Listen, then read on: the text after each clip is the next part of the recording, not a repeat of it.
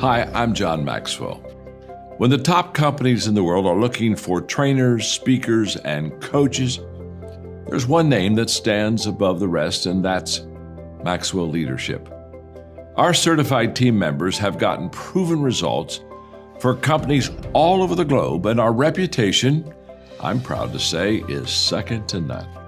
Some of our members have risen to the top of their profession, including the one you're going to meet today. I proudly introduce you to my friend Bob Fabian Zinka. Welcome to the Leadership and Success Podcast with your host, Coach BZ. If you need to develop into a better leader, this podcast is for you.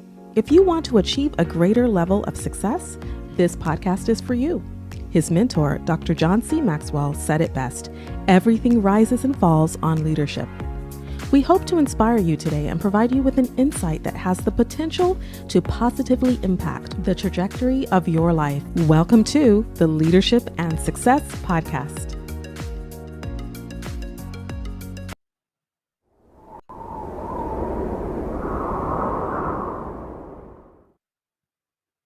Imagine gaining the leadership skills that could redefine your career. Join Coach BZ on the Leadership and Success Podcast, where each episode delivers practical insights from world-class speakers, military leaders, and industry experts. We dive deep into what matters most: building resilient teams, leading through uncertainty, and navigating complexity with clarity and confidence. Every conversation is crafted for aspiring leaders like you who are ready to grow, lead, and make a lasting impact. Don't miss our powerful live sessions and recent highlights. Michelle Hayward on building diverse, high-performing technical teams. Ann Leslie on leading through global complexity and cybersecurity risk. Ron Carpenter AI exploring faith, resilience, and AI-powered leadership. Colonel Michelle G.I. Gardner-Ince on commanding influence from the battlefield to the boardroom. Chris Robinson on shifting from drift to drive in life and leadership. And Coach Enrique Acosta Gonzalez on mentorship, legacy, and heart-centered leadership. Ready to level up your leadership journey? Tune in on Spotify, Apple, Audible Podcasts, YouTube Live, and LinkedIn Live. Join the movement toward leadership excellence. Listen now and start transforming your success. Hello, everyone. This is Coach BZ. Thank you so much for being with us today. Today is July the 17th. It's about 10:30 here in California. And again, thank you for being here. The reason why I create all of this content, daily podcast, leadership devotion, and all of that is for you. So I'm very, very grateful that you are here. I have a wonderful, wonderful guest today. But before I introduce her, I want to make sure, please let us know where you are watching us from. As of right now, we are live, of course, on LinkedIn, but also YouTube and TikTok. So if you are watching those channels, please say hi. Let us know where you are joining from, what city, state, and country, if outside of the US. But also, if this podcast is adding value to you, please tag somebody you know, someone within your circle of influence, so they may benefit from the content of this podcast as well. So I really thank you for that. And also, if you have a question for my guest today, please make sure to type your question on YouTube or LinkedIn. And we're going to be checking from time to time to make sure we can answer your question live with my guest. So my guest today is very special. She is the founder and CEO of Debbie Reynolds Consulting. So that's Debbie Reynolds, and she's also the podcast host and founder of the Data Diva Talks Privacy, number one rated privacy podcast in America right now. So we are really, really happy to have her here. I'm going to play a quick teaser, and after the teaser, the next voice you're going to hear is going to be Debbie. Here we go.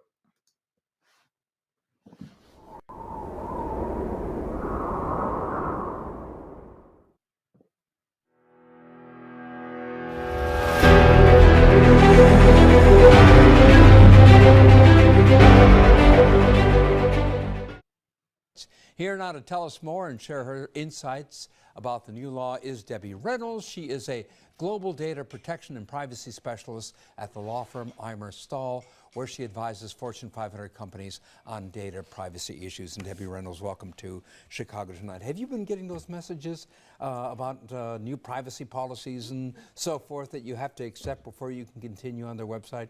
I have, and everyone will probably continue to get them. For some time? Yes. So let's start at the beginning. What exactly is the GDPR, the General Data Protection Regulation? What is it? Organizations must think beyond regulations to make privacy a business advantage. If Debbie weren't already known as the Data Diva, I'd vote to elect her as the Data Privacy Maven. She's connected to everyone, always on top of the issues, and constantly creating value for business owners and the greater privacy community. Data privacy, ethical innovation, artificial intelligence governance. These aren't just buzzwords, they're battlegrounds for the future of business and leadership, and no one navigates them with more clarity and conviction than Debbie Reynolds, founder and CEO of Debbie Reynolds Consulting and host of the #1 global privacy podcast, the Data Diva Talks Privacy, Lightbulb. Join us today on the Leadership and Success podcast with Coach BZ. Thursday, July 17th, 2025 at 10:30 a.m. Pacific Time, 12:30 p.m. Central Time live right here on LinkedIn. RSVP and join the discussion. Catch the replay on Spotify, Apple Podcasts, YouTube, and more.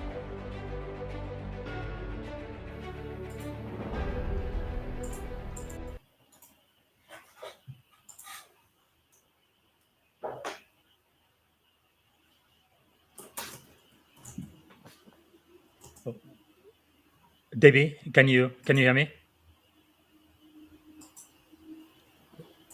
Hello? Good morning, Debbie.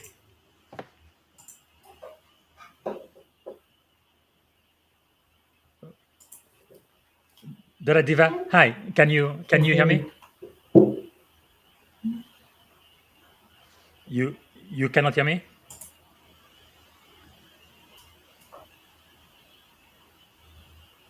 Debbie, I thought we tested it earlier.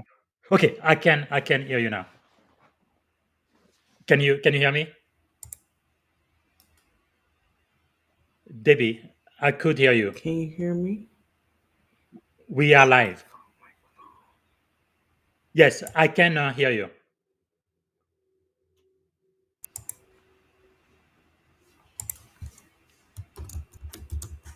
Debbie, can you hear me now?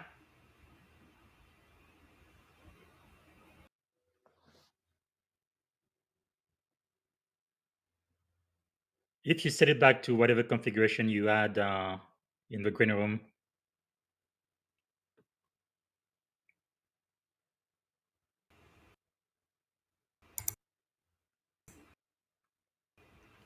I think I can hear your mouse clicking.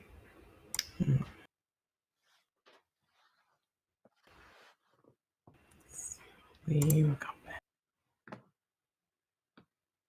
Okay, that's one thing when you do things live. We tested it earlier today. It was working fine. So she logged out. She's going to come back in. Let's give her just a second. So this is going to be fun.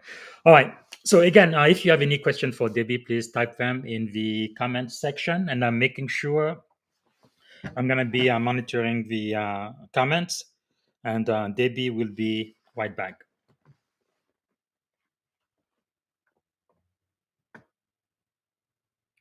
And I really appreciate all of you guys who like the podcast, subscribe, and especially those who tag to their friend. Okay, Debbie's back now. All right, Debbie, can you hear me now?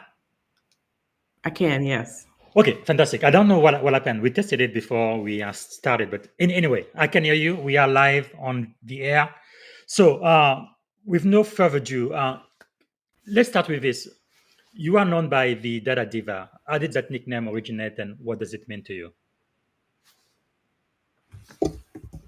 Yeah. So,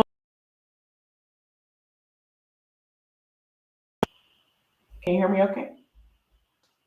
I can hear you. Can you hear me now? Yes.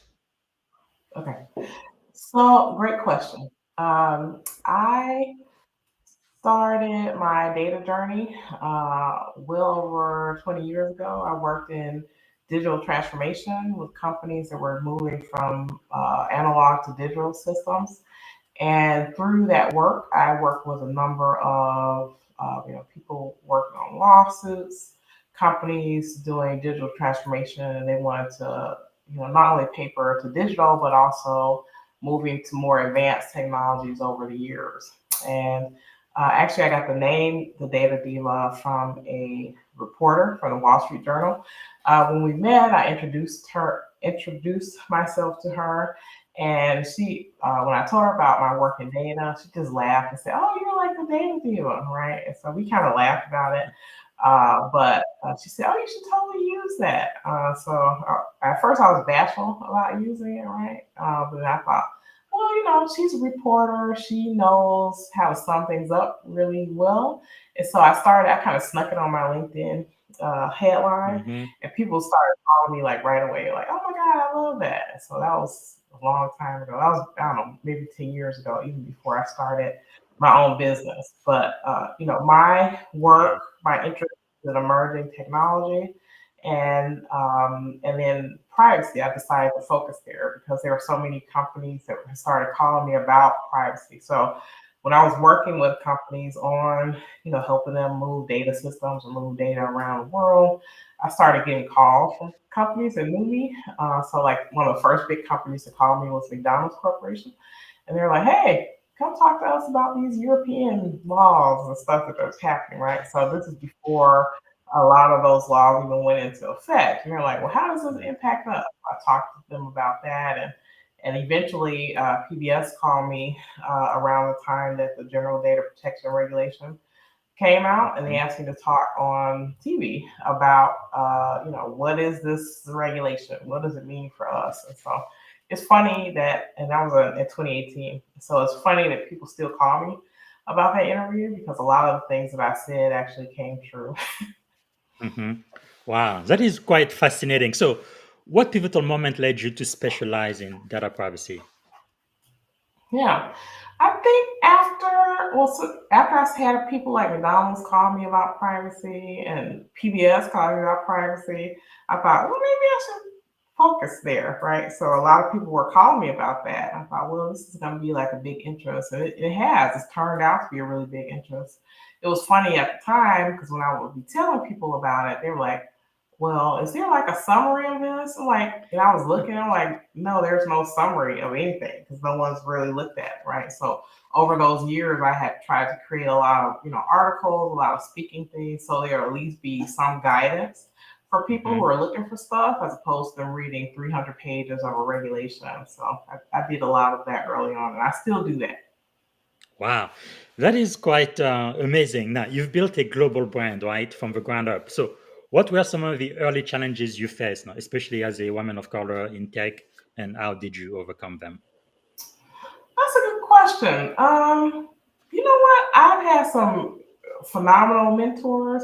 Just being a woman in tech and a Black woman in tech, a lot of times, I go to conferences or I go to shows or go to meetings, and a lot of times I was the only woman and I was the only person of color anywhere, right? And so eventually I start to see little sprinklings of other people like, "Hey, who are you?" Trying to introduce ourselves to one another. And so I think the thing that really helped me is that I've had mentors from just all over, right? So regardless of color, race, creed, gender. And so being able to tap into that network of people, they really, really helped me. And so a lot of the mentors that I had, even from my early executive career, I still keep in touch with those people. We still know each other really well. And so, I think just having people in your life that you can look back to and have like mentors, just like you have with John Maxwell over the years, is a major, major benefit.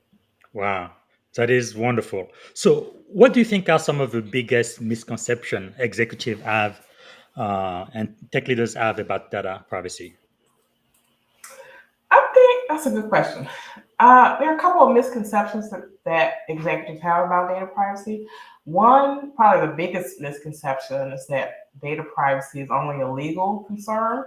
I tell companies that privacy is a data problem with legal implications. It's not a legal problem with data implications, right? So if you're leading with legal, so legal is very reactive as opposed to proactive. And a lot of the problems that companies get into legally, if you trace them back, they start with some type of data issue or data problem. So that's probably one of the biggest things. Also, data has a life. It should have a life cycle from cradle to grave. And so a lot of companies are very interested in data at the birth of data, whether they're collecting it or creating it. They're not as concerned on kind of the end of life, what they need to do with data. And that's where a lot of companies get into trouble. So a lot of, for example, a lot of the data breaches that you read about, I am a researcher. So I do a lot of research on those types of things. And a lot of the times when you read really deeply into like, how did this data breach happen, right? And a lot of it is, oh, it's an old data on an old server and no one cared about, but a lot of those things that maybe didn't have a high business value no longer, they have a high privacy or cyber risk. And so almost all of them are a result of that. Well, thank you so much for bringing in cybersecurity, because it seems like there's a lot of overlap between privacy and cyber. How should chief information security officers like myself or security leaders and executive really frame privacy as a board level concern, like you mentioned earlier, not just a legal compliance? Yeah. I think, I tell people that cybersecurity and privacy have a symbiotic relationship, right? So there is some overlap, but they are not the same. And so companies, when they're thinking about privacy and cyber, to me, are like horizontal to the organization, right? So it could possibly touch almost any type of data that you're using with the organization. And just to simplify it for boards, I've spoken with companies all over the world about this, what you need to know is that data that has some type of regulatory or even consumer concern around privacy, needs some type of special handling or special consideration. So if you think about it that way, I think it will help you understand, it's not like, let's say you have your house and you have a key to your house, right? Like maybe your deed to your house is locked in a box or in a special place, right? It's probably not on the coffee table. It's not like plastered on the window. So thinking about your data in that way and how you want to protect certain things in maybe a special way or a different way, that's really what privacy is. Wow, that's pretty cool. It reminds me of what we've learned in the Navy, defense in depth, right? So you have separate different control to, I guess in my opinion, if a bad guy has the resources and they have a desire, right, they can almost get to any data they want, really, if they have the time and the money and the resources to do so. But for most of the people, I think when you put enough controls in place, it makes it so that it's so difficult that they just give up, right? Definitely keep your the enterprise jewel safe. So having said that, on your website and everywhere, you are known, you saying things like privacy should be a business advantage. So can you unpack that for us? Sure. So when you think about data, especially whether it be regulators or consumers and things like that, and privacy, what consumers really want is to make sure that you're handling data that they give you in the best ways possible, right? And regulations are more like table stakes, right? So regulations are like a floor, but not a ceiling, right? So if you feel like you're just covered with regulation, you aren't doing anything special.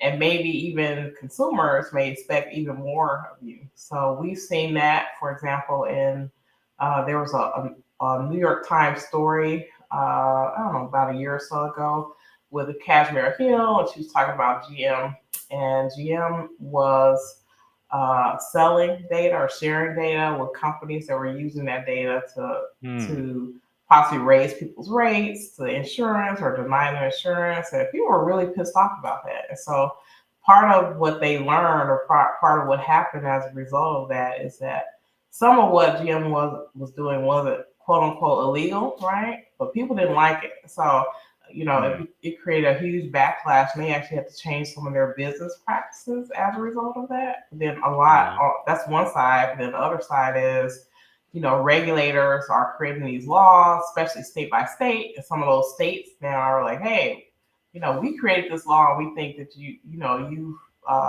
run afoul of this particular law, so we're gonna go after you for that. So there's kind of that dual thing that companies need to think about. One is, Mm-hmm.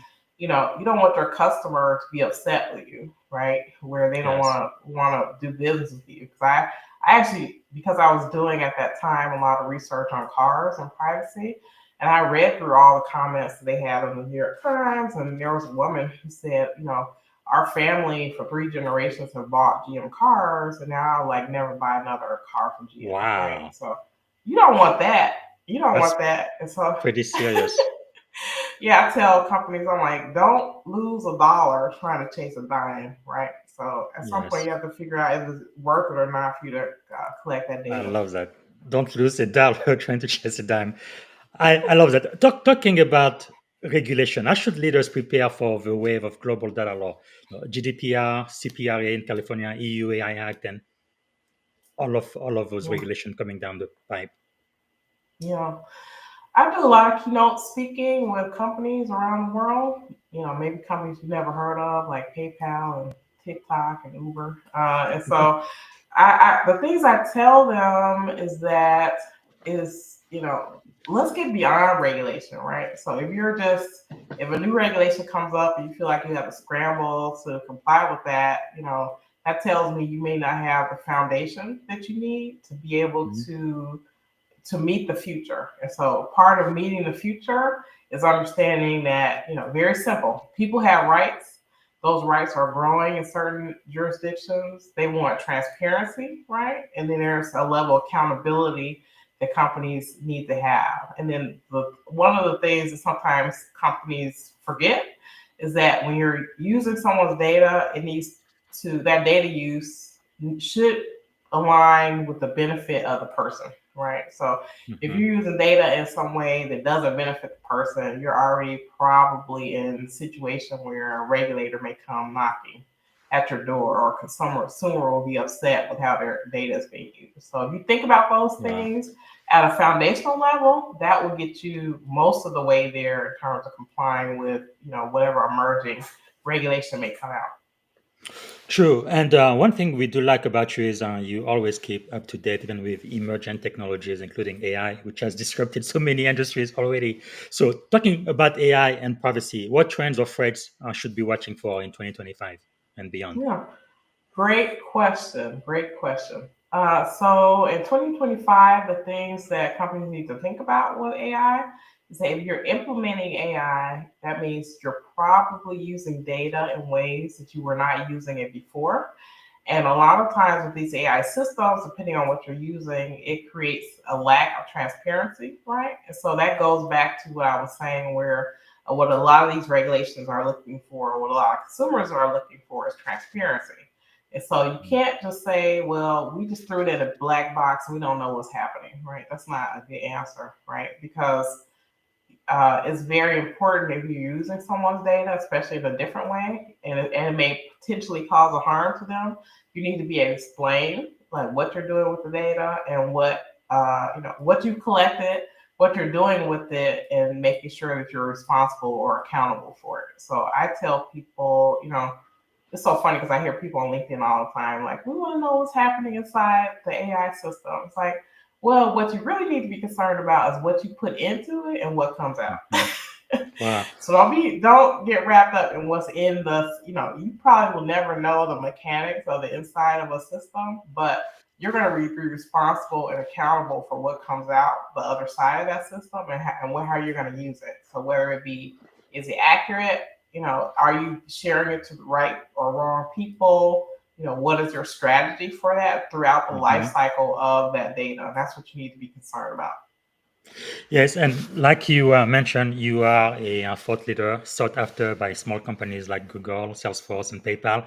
But what would you recommend to aspiring professionals who are listening to you right now, or watching you on this podcast, to establish themselves as a thought leader in privacy or tech? I would say, doing like what you're doing, like you're phenomenal, right? So maybe people can't do it to start at your level, but really get out there, reach out, let people know what you're thinking about. Let them know, like if you're researching or you read an article that you think is really compelling or interesting in a field that you're interested in, share that. Ask for comments, ask for things like that. So that's kind of how I started on LinkedIn many years ago.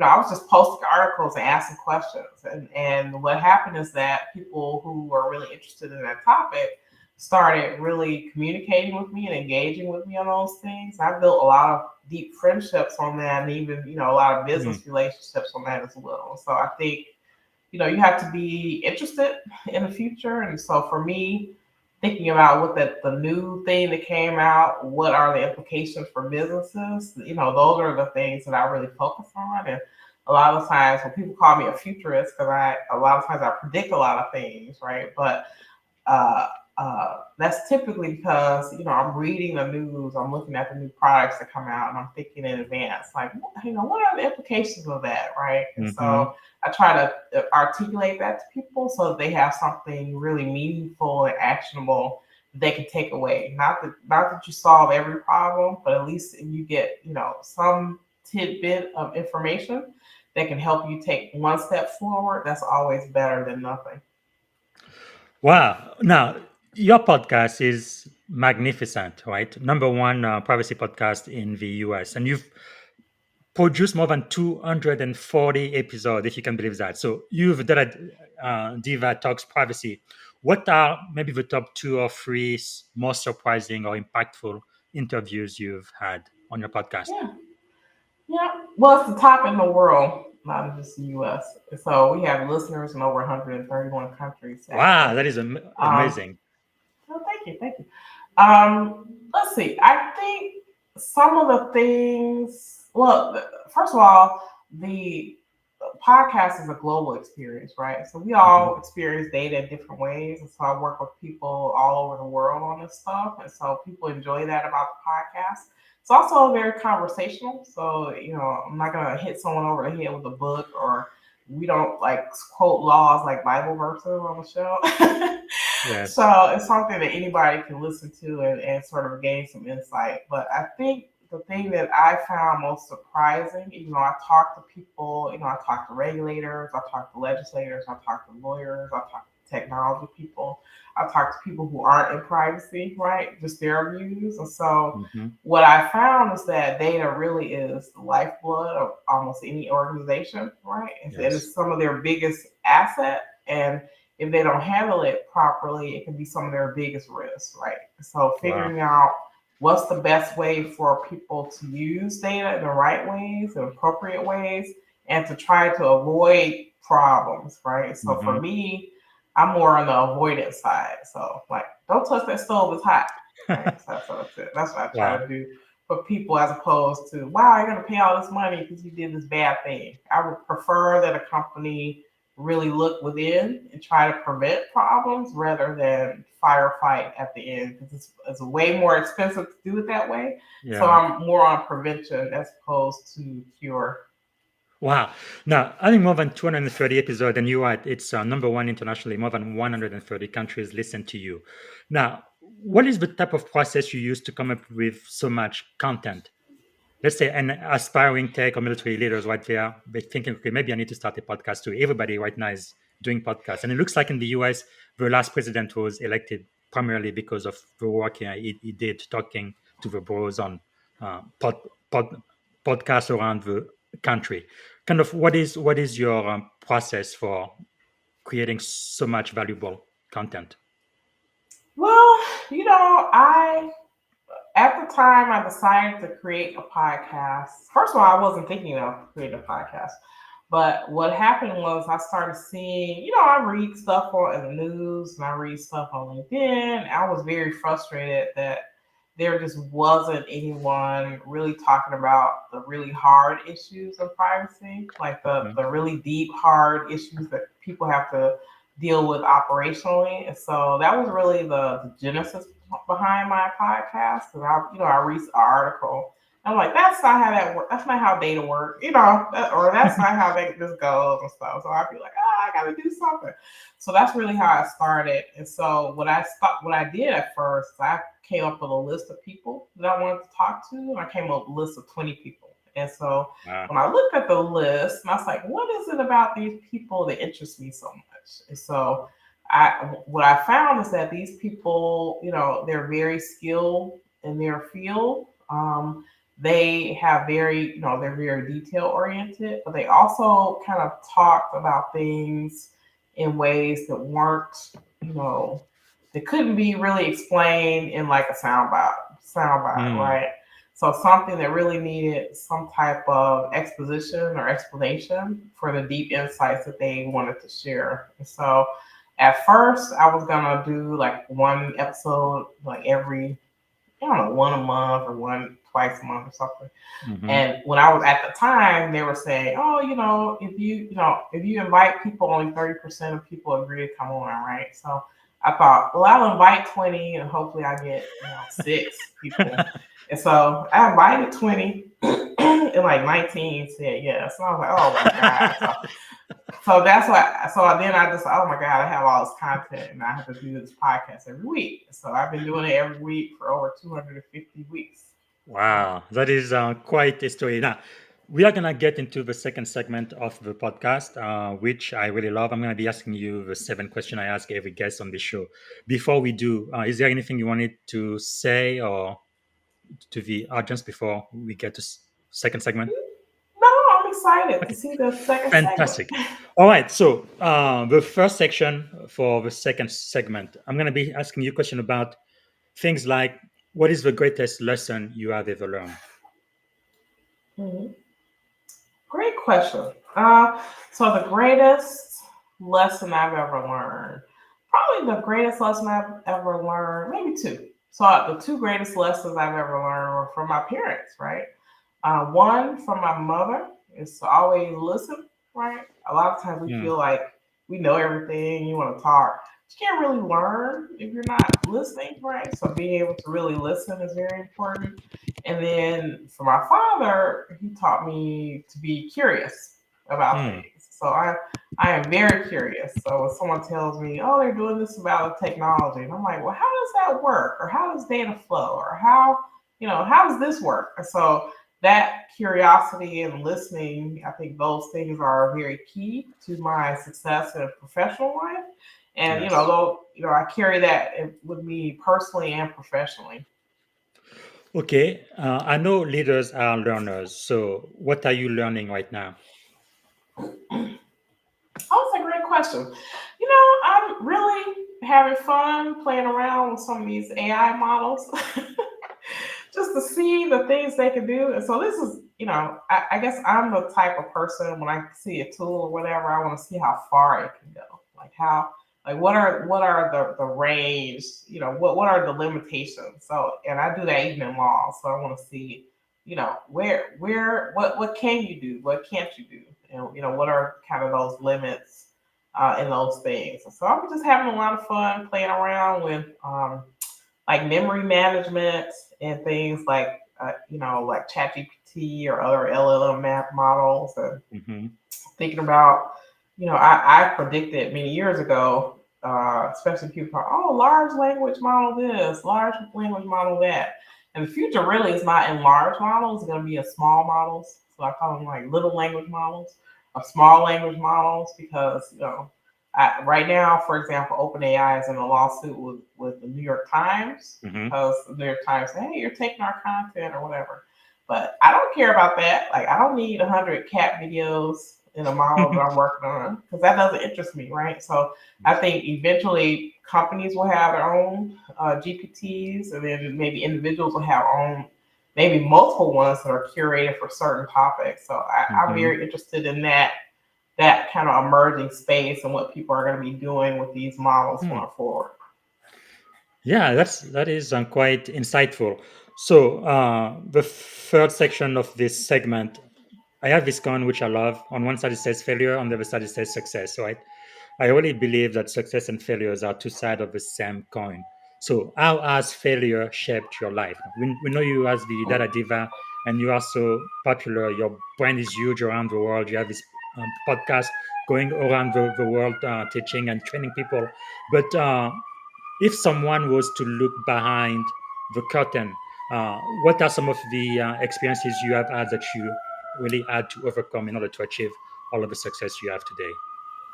Yeah, I think maybe again it's a combination of listening and learning and being curious. For example, let's say if you're in an executive situation and you're having trouble having communication with someone, you may have to change the way that you communicate with that person. And so, one of the things that I learned in college is probably the most valuable thing that I learned that I can think about is that a professor told me that if you're communicating with someone and they don't understand you, then you have to change the way that you communicate. And so a lot of times people feel like, if you don't understand me, that's something wrong with you or that's your problem. That's not the way it goes. So if you speak Chinese and I speak English and I'm trying to speak to you in English, you only speak Chinese, then I need to change what I'm trying to do to be able to communicate with you. So I think that's one thing I have to really learn, that everyone has like a different communication style. And depending on the audience and the person that you're talking to, you have to adjust that style to the person to be able to be successful in the way that you communicate. So that's like, Wow. if you can't communicate with everyone the same way. So really testing what that is and really trying to find a way to get your message across to someone where you have to maybe change your tact or change the way that you do a message. So to me, that's probably an example of kind of like failure, success, right? So. Wow. Thank you. So, when it comes to success, we never arrive there alone. At least that's what I believe. We really truly stand on the shoulders of giants. Who are some of the mentors that have helped you get to where you are now? Who are you listening to? Who are some of the thought leaders you are following today? Yeah, I guess that's a two-parter. So probably the most influential people that I've had are people that I've met through my career over the years, and I've kept them as mentors and friends. These may be people that I've known for 20, 30 years. We may go out to breakfast or have coffee, or, I can always ring them up or ask them a question. And it's such a gift that I have those relationships and I can pick up the phone and call someone. It's so funny because I met with someone recently, and she wanted to meet more people, lawyers at corporations. So I have like tons of friends who are, lawyers at corporations. So I was able to, the fact that I can make a call and get a phone call back from, the head of apps at Apple or the head of X at so and so, and they'll call me back because they know me, right? So to me, that's been such a gift to me in my, in my career, my future. And then, I'm a tech geek, so I follow a lot of people who work on tech stuff and data stuff. One of the people that I really like, that I love people to get to know more, is Carrie Parker. So Carrie Parker has a podcast called what is it? Firewalls don't stop dragons. Firewall. I know it's a drag, right? Firewalls don't start dragons and stop dragons. And so, I think he has a book out. It comes out in multiple editions. He has a very, very popular podcast. I think he's done way more podcast episodes than me. I think he's in the 500s now, something like that. But the thing I really like about him is that he, even though he's very technical, he does try to break things down where just ordinary people can use it. So it's something that could be a resource for you, your company, it can be a resource for you personally, something that you can hand to your grandma, certain things like, hey, grandma, don't click on that link that says you owe a toll or something like that, right? So there's a lot of advice that he can give and a lot of guidance that he gives. So I really enjoy his platform. That's wonderful. So again, it's firewalls don't stop dragons, computer security and privacy for non-techies. I love that. So if you could choose three people, alive, dead, or mythical figures, to have dinner with, who would you choose and why? Oh wow, that's an interesting question. Alive or dead? So I would probably choose Thomas Edison. I'm very, very interested. Him as a inventor, people who just a thinker. And I think I have a biography of him, and they were saying that he actually his parents had to take him out of regular school because they thought there was something wrong with him. Right? He didn't he didn't learn in the same ways that other people learn, and so I think just taking that as a lesson that maybe your child may have different gifts that need to be dealt with in different ways. Let's see. I would have loved to have met Harriet Tubman. She had a lot of grit, a lot of moxie, and she really helped people. So actually, there near where I live, there's a church that was a station on the Underground Railroad. And so when I look out the window, I think about her and think about the things that she's done, and it's just been tremendous. It's nice to see heroines like that who really did so much to help other people. And let's see, someone else. One more. I would love to meet probably Bill Clinton. I was curious. He's very interesting. Someone who's incredibly intelligent, savvy, excellent communicator. Also, he has a gift. He knows how to send a message, right, to people without sounding so highfalutin. He can do that. He can do. He went to Oxford, so he can talk like that if he wants to. But he chooses not to do that. I think that says a lot about him and his communication style. Wow, that's pretty cool. And I believe Morrison called him the first African American president before Barack Obama. But yeah, definitely a very interesting person. So, segment 5 of this part of the podcast. What are you reading right now? Which book would you recommend to my audience? Yeah. Well, that's a pretty interesting question. So for me, I mostly read laws, and I'm reading like journals, like stuff that no one else would be interested in. So that's mostly what I end up reading. So I rarely ever read like popular books or stuff like that.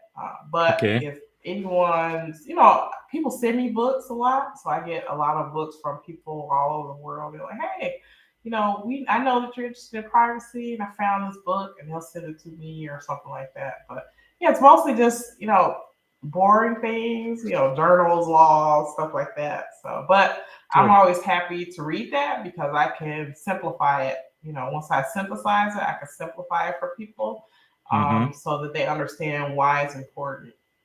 Okay. Now, about podcasts, you already mentioned Firewall Don't Stop Dragons. Is there any other podcast you would recommend my audience to listen to? That's probably the main one. There are a couple of others. I can't remember the name of them. That is fine. Even after this podcast is over, we can add the link to those. What about movies? You know what? I don't really watch TV or movies. Okay, that's fine. When I say that, that sounds very snobby. No, but perfectly fine. That's the way I used to be for a very long time. Now I watch movies to look for leadership principles in them. So, okay, what about YouTube channels? Any specific channel you are following now? No, not really. Okay. I just this is so funny. So most of the time after I finish working, I'm like too exhausted to do anything else. So that's pretty much how I end up not watching TV or seeing what's on YouTube. Okay, but finally, what about music? Anything? Songs? Music. Albums you would recommend? Nothing new. Okay, Nothing since the 80s, probably. okay. So let me ask you an awkward question then. Is there maybe a song, a book, a movie, a podcast, or a YouTube channel, or something that would be your life's theme or anthem? If you could think of one. Oh, that's a good question. Wow. I would say this is so funny. So I would say Ray Charles, Mm-hmm. the song "You Don't Know Me." You don't know me. I love that. Okay, we're gonna make Yeah. sure to add a link to that. That's a very good song. Okay, so let's go to section 6. So, what is one action you are thinking about taking that you believe will positively impact your life? Yeah. I've been approached to do a few books, so I'm trying to figure out which ones I want to do, and Hmm. because I already do some publishing in some books, but I need to figure out, I'll probably do something like I'm collabing with someone, I do my own or whatever. So I need to Oh, just good. really sequence that and figure out Right. what's the best way forward and what I have time to actually put into my schedule. And I'm assuming it's gonna be about privacy or something else. The data, it may have something to do with privacy, maybe one on AI and privacy Mm-hmm. and some other things. So Good. I'm a data person. That's why I call myself the data diva, not privacy diva. So I can Yes. go in like any direction. For me, a career in data is like taking off a coat and putting on a Yes. new one, right? But right now, I'm really interested in privacy and data. But in the future, I Okay. may do something different. Yeah. Mhm. So when you wake up in the morning, what is one problem you would like to solve? I really want privacy to be a fundamental human right in the US. And so, privacy is a fundamental human right in the Constitution in Europe, in places like Mhm. India, I think South America. And so, it's not so in the US. And so, Mhm. I would love that. And so, a lot of my work in privacy and advocacy is to try to, the US, we have such a patchwork of laws and regulation. And so I would love to see something at a constitutional level that says that, you have a human right to privacy. We don't have that yet. Yes. Yes. True. Okay. If you had one day and only one day to live, what would you have liked your final contribution to be? That's a good question. I I endeavor every day to make sure I try to do at least one thing that helps someone, right? Whether it's a call that I make for someone, whether it's a kind gesture that I can make to someone, because all those things count. And I make Mhm. sure when I meet someone, if I go to a store or whatever, I always smile. One of my mentors told me that. It works really well, right? Because you don't know what type of day that person has had or whatever. So maybe that little kind Yes. word really helps someone. Wow. Powerful. Okay. So we are now the final section of the podcast. How can we add value back to you? Oh, wow. Aren't you nice? Thank you so much. I would love for people to follow my podcast, the Data Diva Talks Privacy podcast. And if companies have questions about, data issues or data problems that they want to talk Mhm. about, feel free to reach out to me. I'm very active on LinkedIn. Just type in Data Diva Debbie Reynolds. My name pops right up. They can go to my website, DebbieReynoldsConsulting.com, to look at a lot of my videos and other work.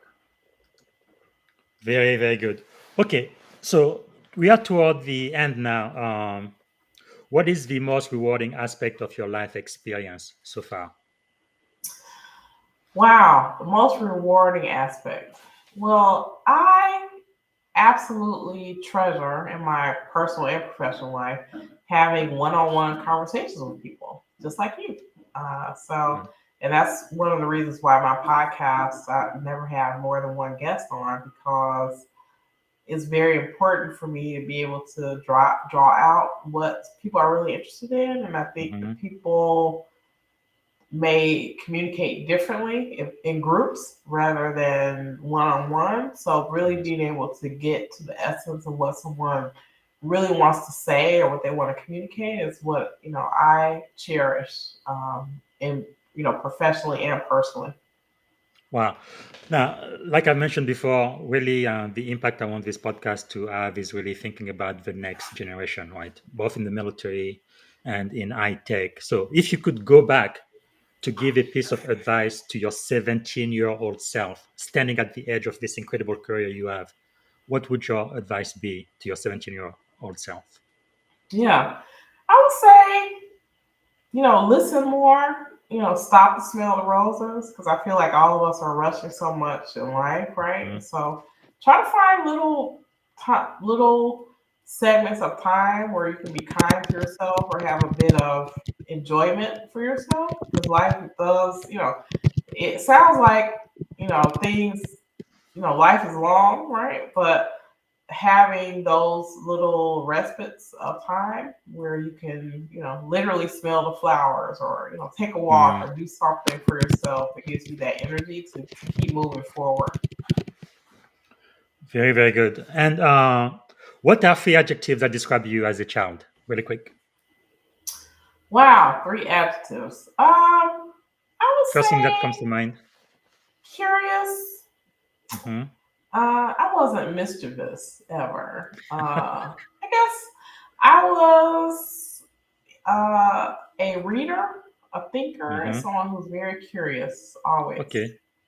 Curious, readers, and thinker. What about as an adult? Has that changed? No, I think I'm the same. Very, very good. Okay. The very, very last word. Actually, before I get there, do you have anything you would like to say before we end the podcast today?